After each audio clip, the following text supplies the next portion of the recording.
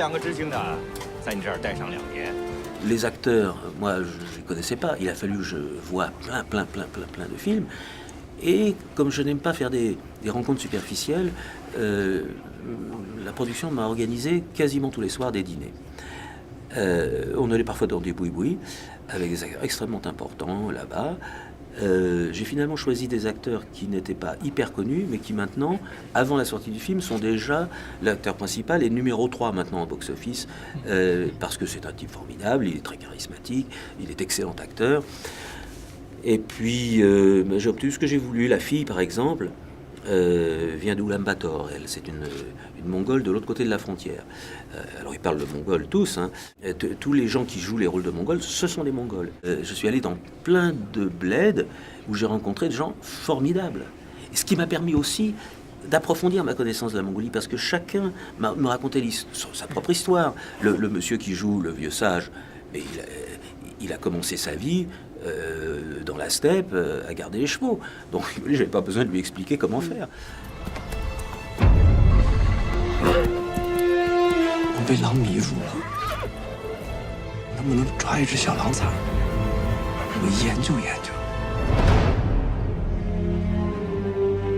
Je suis en fait coproducteur, mais ça a commencé 100% chinois. Et j'ai pensé que c'était mieux pour le film que ce soit une coproduction. Mais pour la diffusion du film dans le monde, si vous dites c'est un film chinois, d'un seul coup les gens ont peur. Si vous dites c'est en Allemagne que c'est une coproduction française, franco-chinoise, c'est beaucoup plus facile, beaucoup plus acceptable. Donc je me suis mouillé. C'était pas forcément mon avantage financier, mais vous savez, moi je pense d'abord au film. Donc je me suis décarcassé pour qu'il y ait un traité entre les deux États. Nous sommes véritablement la deuxième cinématographie du monde occidental. Évidemment, il y a les cinématographies indiennes, extrêmement puissantes maintenant dans un grand nombre de pays, et ce qui va devenir la première cinématographie, qui est la première cinématographie chinoise. Mais c'est une cinématographie qui s'exporte mal.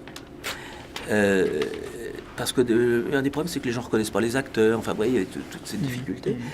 Et donc, je pense, moi, que c'est bien pour mes collègues français que nous ayons, quand le sujet le justifie, une ouverture légale vis-à-vis de la Chine. 掏了狼崽儿，狼不就变少？再去掏狼崽，狼会愤怒和报复的。这是命令。 De toute façon, vous savez, j'ai le Final Cut depuis toujours. Nous sommes quelques vestiges comme ça à avoir ce pouvoir.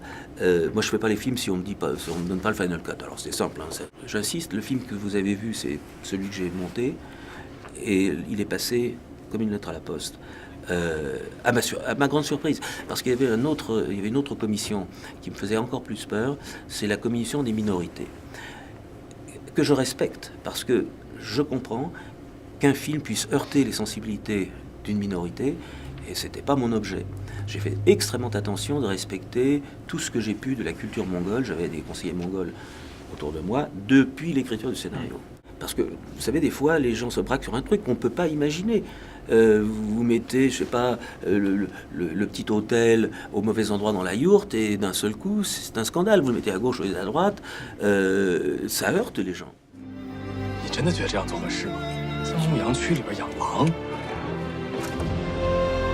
那怎么办？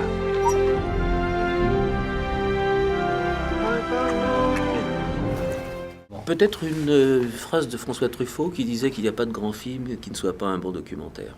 Moi, je suis né dans un milieu très simple.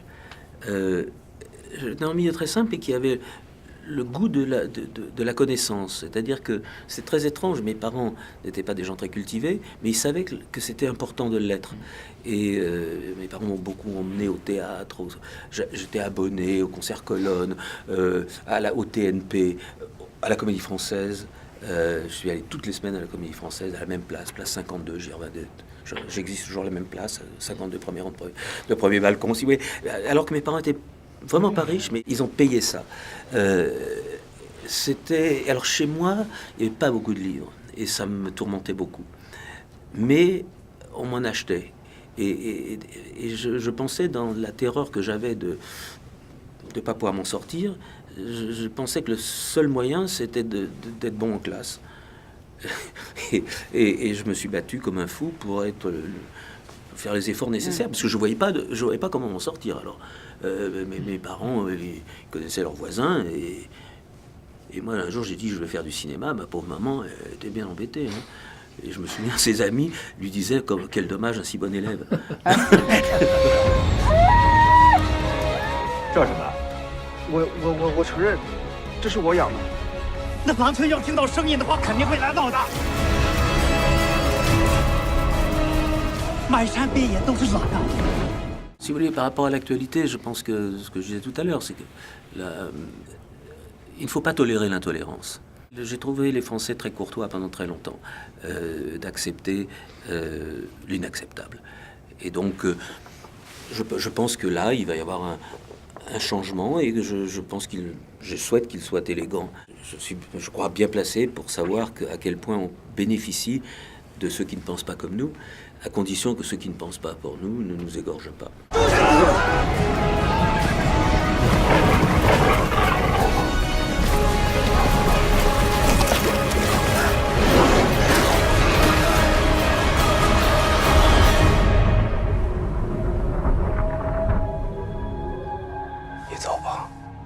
Les crabes me fascinent parce qu'ils marchent de côté. Ouais. Donc ça, c'est vraiment très rigolo.